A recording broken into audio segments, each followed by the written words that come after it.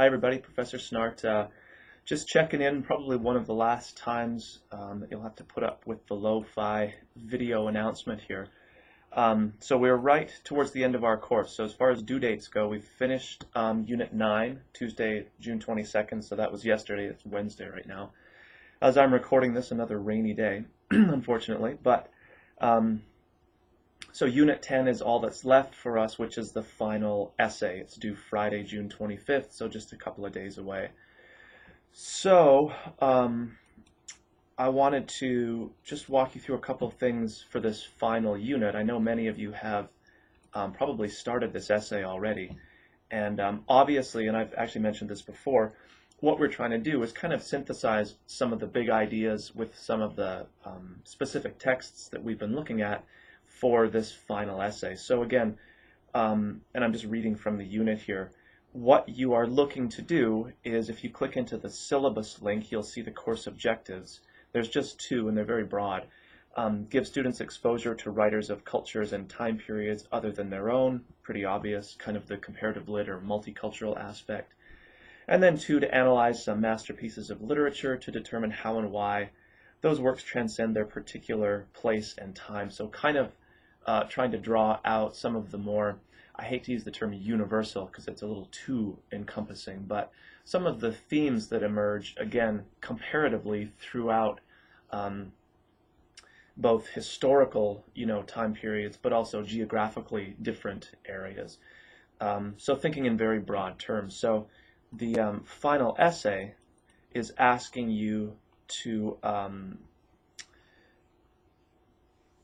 in addition to drawing from examples from throughout the course, the actual readings that we've done from the textbook, and I'm asking for at least 4 specific examples here, so quoting directly from those texts.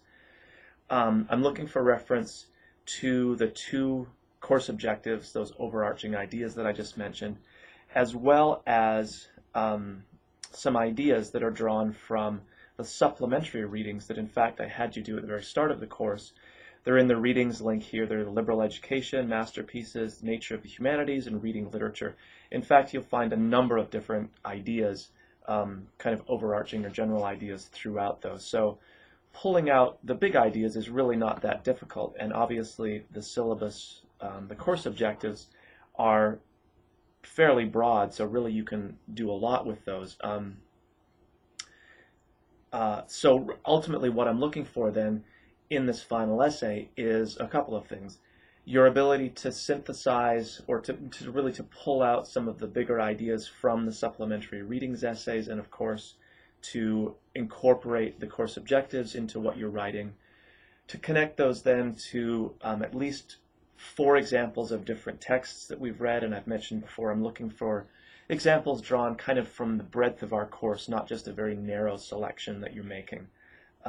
Obviously direct quotation I'm looking for, and then in terms of length, there's no specific length or word count requirement for the essay, but I'm guessing that probably 4 to 5 to 6 pages is what it would take to, introduce some of the bigger ideas, connect those to at least the 4 examples. In terms of body paragraphs, you may in fact end up with 4 or even 5 body paragraphs. So you're not limited to just the 3 that I was looking for in the discussion board posts.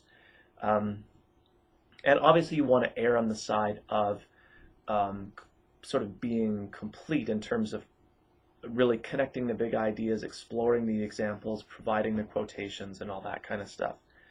So there's no specific page count, but given the requirements, you're probably going to come out to about 5 is what I would guess. I mean, it's different depending on people's writing style and that sort of thing. Again, I'm not looking really that particularly for grammatical or mechanical issues. Of course, overall unity matters, having topic sentences for each paragraph, and so paragraph unity matters. And really the mechanics only become an issue if they get in the way of clarity or the message that you're trying to communicate. So again, it's really the content.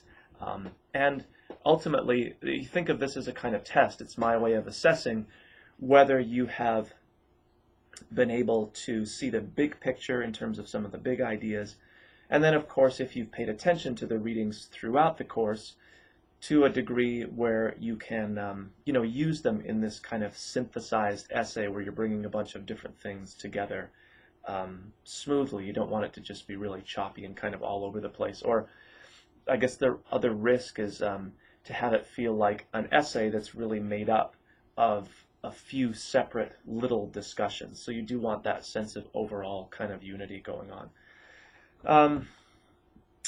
And I think that's about it. So obviously, as we get right towards the end, if you have any questions, by all means be in touch. And I'll probably check in once or twice again, but otherwise be sure that essay gets to me on the 25th, and check your email, soon after submitting, maybe the next day, just to make sure that I haven't contacted you back in case there was some technical glitch with your submitted essay. All right. So again, be in touch with questions and stay on track just for a few more days, and we're almost done.